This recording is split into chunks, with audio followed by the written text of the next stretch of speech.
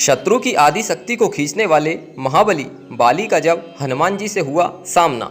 सुग्रीव का भाई, अंगद का पिता, अप्सरा तारा का पति और वानर श्रेष्ठ ऋक्ष का पुत्र बाली बहुत ही शक्तिशाली था।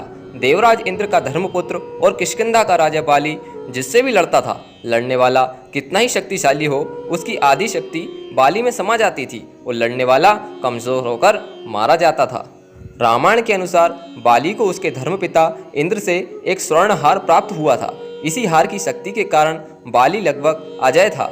इस स्वर्ण हार को ब्रह्मा ने मंत्र युक्त करके यह वरदान दिया था कि इसको पहनकर जब बाली रणभूमि में अपने शत्रु का सामना करेगा तो उसके शत्रु की आदि शक्ति कम हो जाएगी और यह आदि शक्ति बाली को प्राप्त हो जाएगी। यही बाली शक्ति का राजा था। बाली ने अपनी इस अद्भुत शक्ति के बल पर 1000 हाथियों का बल रखने वाले दुंदुभी नामक असुर का वध कर दिया था। दुंदुभी के बाद बाली ने उसके भाई मायावी का भी एक गुफा में वध कर दिया था। रावण ने बाली की शक्ति के चर्चे सुनकर उससे युद्ध करने की ठानी, लेकिन बाली ने रावण को अपनी कांख में 6 माह तक दबाए रखा था।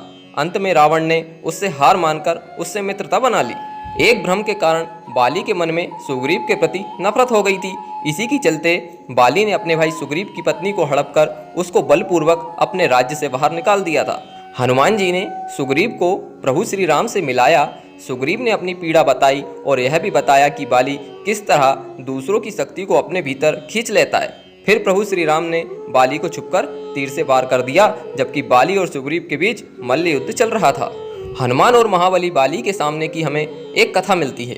बाली को इस बात का घमंड था कि उसे विश्व में कोई हरा नहीं सकता या कोई भी उसका सामना नहीं कर सकता। एक दिन की बात है, राम भक्त हनुमान वन में तपस्या कर रहे थे।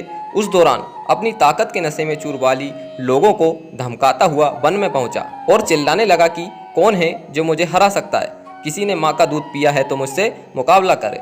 हनुमान जी उसी वन में राम नाम का जप कर रहे थे। बाली के चिल्लाने से उनकी तपस्या में विघ्न हो रहा था। उन्होंने बाली से कहा, वानर राज, आप अति शक्तिशाली हैं, आपको कोई नहीं हरा सकता, लेकिन आप इस तरह चिल्ला क्यों रहे हैं? यह सुनकर बाली भड़क गया।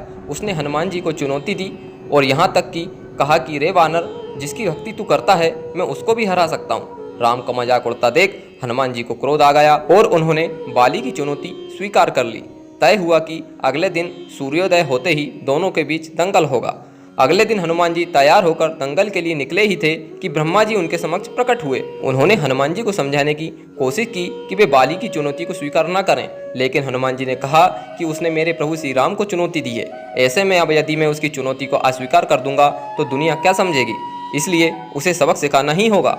यह सुनकर ब्रह्मा जी ने कहा, ठीक है, आप दंगल के लिए जाओ, लेकिन अपनी शक्ति का 10वां हिस्सा लेकर ही जाओ, शेष अपने आराध्य के चरण में समर्पित कर दो। यह सुनकर हनुमान जी मान गए और अपनी कुल शक्ति का 10वां हिस्सा लेकर बाली से दंगल करने के लिए चल पड़े। दंगल के मैदान में हनुमान जी ने जैसे ही बाली के सामने अपना कदम रखा, ब्रह्मा जी के वरदान के अनुसार हनुमान जी की शक्ति का आधा हिस्सा बाली के शरीर में समाने लगा। इससे बाली के शरीर में उसे अपार शक्ति का एहसास होने लगा। उसे लगा जैसे ताकत का कोई समंदर शरीर में हिलोरे ले रहा हो। चंद पलों के बाद बाली को लगने लगा कि मानो उसके शरीर की नसें फटने वाली हैं और रक्त बाहर निकलने ही वाला है। तभी अचानक ही वहाँ ब्रह्मा जी प्रकट हुए और उन्होंने बाली से कहा कि खुद को जिंदा रखना चाहते हो तो तुरंत ही हनुमान जी से कोसों दूर भाग जाओ, अन्यथा तुम्हारा शरीर फट जाएगा। बाली को कुछ समझ में नहीं आया, लेकिन ब्रह्मा जी को यूं प्रकट देखकर समझ गया कि कुछ गड़बड़ है और वह वहाँ से तुरंत ही भाग खड़ा हुआ। बहुत दूर जाने के बाद उसे राहत मिली, शरीर में हल्कापन लगने लगा। तब उसने देखा कि ब्रह्मा जी उसके समक्ष खड़े हैं। तब ब्रह्मा जी ने कहा कि तुम खुद को दुनिया में सबसे शक्तिशाली समझते हो, लेकिन तुम्हारा शरीर हनुमान की शक्ति का छोटा सा हिस्सा भी नहीं संभाल पा रहा है। तो मैं बताना चाहता हूँ कि हनुमान अपनी शक्ति का 10वां भाग लेकर ही तुमसे लड़ने आए थे। सोचो यदि संपूर्ण भाग लेकर आते तो क्या होता। बाली यह जानकर समझ गया कि मैंने बहुत बड़ी भूल की है। बाद में बाली ने हनुमान जी को दंडवत प्रणाम किया और बोला, अथाह बल होते हुए भी हनुमान जी शांत रहते हैं और राम भजन गाते रहते हैं, और मैं जो उनके एक बाल के बराबर भी नहीं हूँ और उनको ललकार रहा था, मुझे क्षमा करें हनुमान। तो आज के वीडियो में बस इतना ही। यदि वीडियो पसंद आया हो तो चैनल को सब्सक्राइब जरूर करें और कमेंट में जय श्री राम जरूर लिखें।